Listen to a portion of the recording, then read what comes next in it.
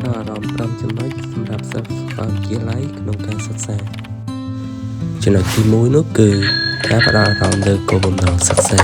ជាទូទៅការយល់ដឹងច្បាស់អំពីគោលដៅនិងការសិក្សារបស់ខ្លួនក៏ដូចជាការបញ្ចប់សញ្ញាបត្រ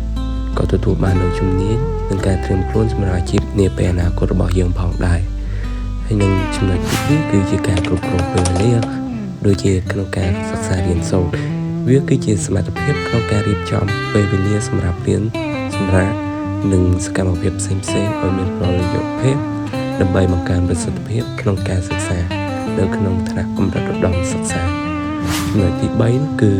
ការយកចិត្តទុកដាក់ក្នុងម៉ោងសិក្សាគឺជាការផ្ដោតអារម្មណ៍ស្ដាប់គ្រូ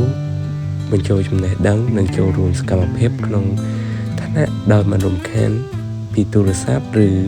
រឿងផ្សេងៗដែលបង្ក